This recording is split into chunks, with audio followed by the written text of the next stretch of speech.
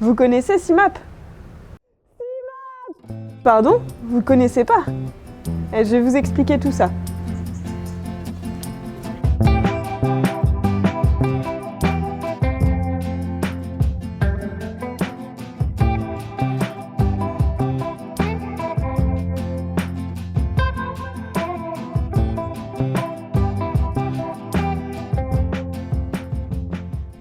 Le projet CIMAP a pour objectif de déployer une flotte de 10 AUV en simultané, tous équipés de capteurs innovants. Les AUV, ce sont des véhicules autonomes sous-marins, mais je vous en dis un peu plus après. Ce projet est une collaboration entre 3 partenaires, la société Cyber, basée à Lorient, qui fabrique les AUV, et 2 laboratoires de recherche, Marbec à Montpellier, et enfin le laboratoire du Lémar à Plouzané. CIMAP est lauréat de l'appel à projet Grand Fonds Marin de la BPI France.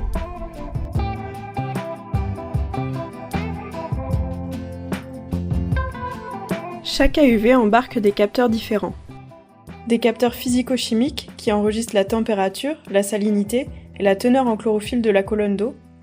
Des sonars latéraux pour cartographier les reliefs et la nature des fonds marins, mais également détecter la présence d'objets anthropiques.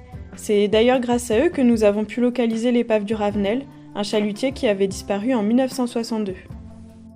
Un enregistreur acoustique pour écouter les paysages sonores sous-marins, mais également les bruits d'origine anthropique.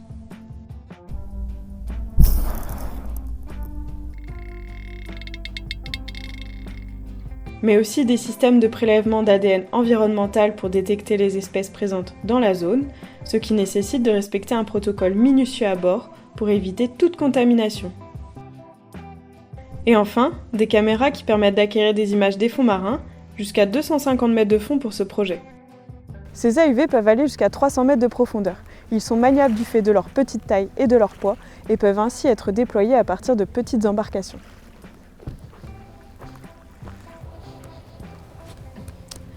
Dans un premier temps, différents essais ont lieu dans la rade de Brest. L'idée était de tester les différents capteurs et également de déployer les 10 AUV en même temps. Une fois ces tests réussis, direction Saint-Pierre-et-Miquelon pour déployer les AUV dans des conditions plus contraignantes.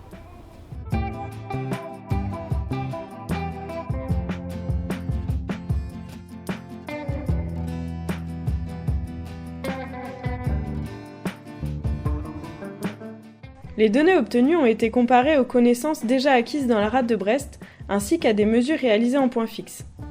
Les résultats ont montré une bonne cohérence, et ont donc permis de valider les protocoles et la fiabilité des appareils.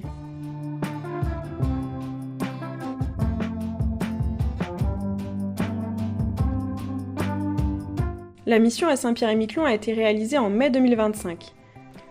Au total, 24 déploiements ont été réalisés autour de l'archipel sur des habitats variés, substrats rocheux, fonds meubles, différentes profondeurs.